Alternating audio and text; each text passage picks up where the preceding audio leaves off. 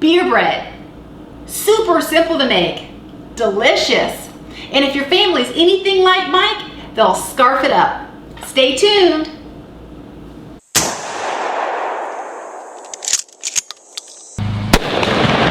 Dang it.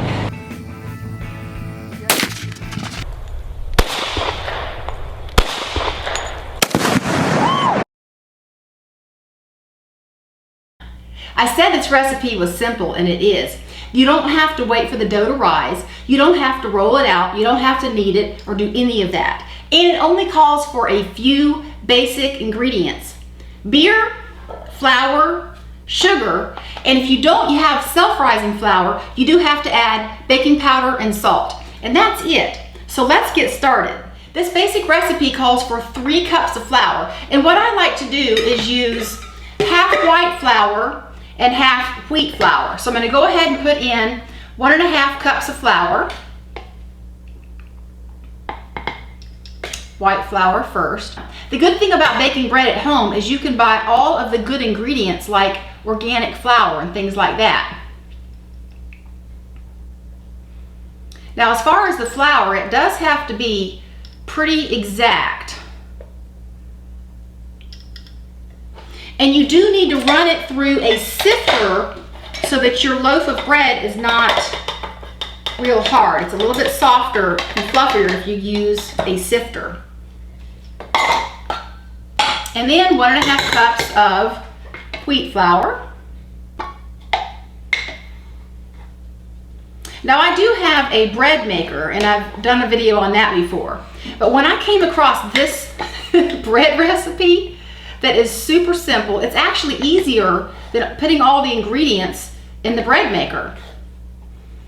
And Mike absolutely loves it. He's always asking, you got any more beer bread left? No, it's already gone. You already ate it all. Okay, a little bit more here. Hello, kitty. Hello, kitty. Okay. Might not be able to put all that at one time. All right. So the good thing about this is, or the other good thing about this is you literally have one bowl and one spatula that I use to mix it up in, and then you pour it right into your pan that you're going to bake it in. So not a lot of dishes to dirty up when you're making this. Like I said, if you're not using self-rising flour, you need to add baking powder and salt. So if you do need to add it, you need to add 3 teaspoons of baking powder. And the fresher the better. If you have old baking powder, you may want to put in a little bit extra. And I'm at the bottom of this, so I'm going to put in a little bit extra. And about a teaspoon, 1 teaspoon of salt. A lot of recipes that I've come across call for a 1/4 cup of sugar, but for me, that's way too much. I usually use about 1/8 of a cup. But I'm going to only add 3 tablespoons of sugar today, which that might be about that much. 1, 2,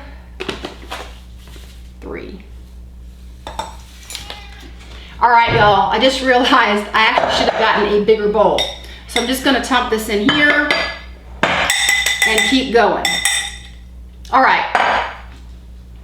So we have everything in there except for the best part is the beer. And just pour that into the bowl.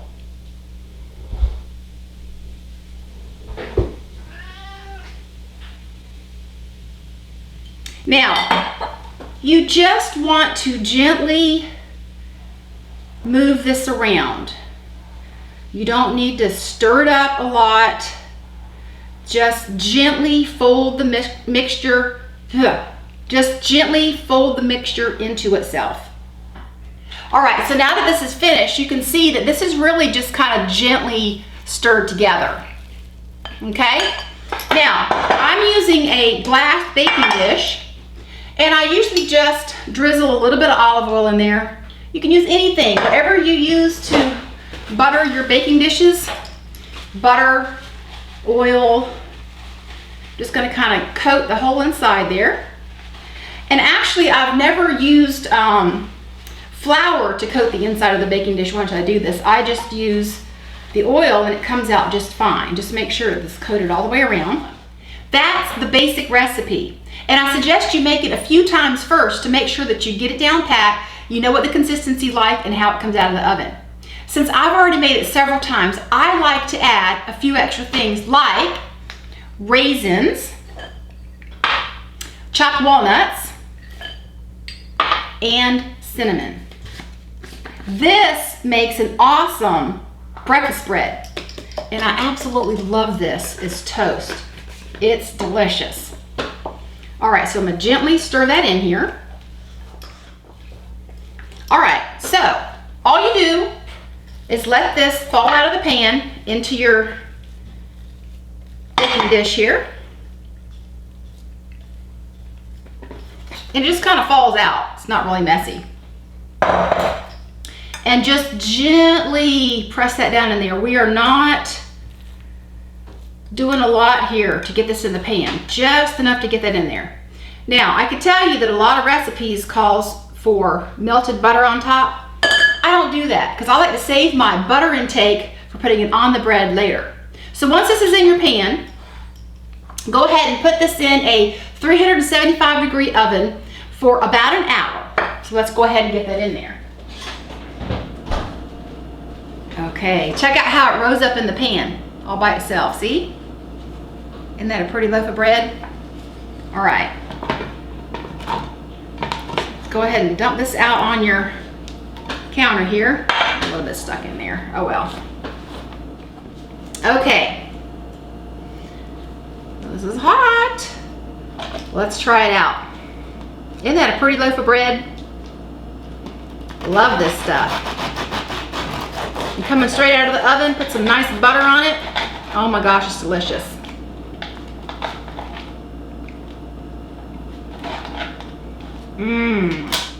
So I want y'all to try this and let me know what you think in the comment section below. And also let me know if you add extra ingredients to it. Let me know what you put in it and how it came out. I'd love to hear about that. So let's try it.